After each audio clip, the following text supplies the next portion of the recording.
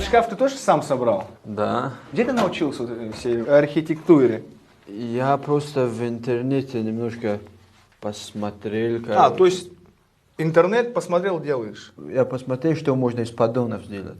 Ага. Стол, типа, вот этот подставку. И видел случайно вот такой шкаф. Вот точно такой. Ага. И вот сделали все. Осталось только телевизор сделать. Да. Телевизор.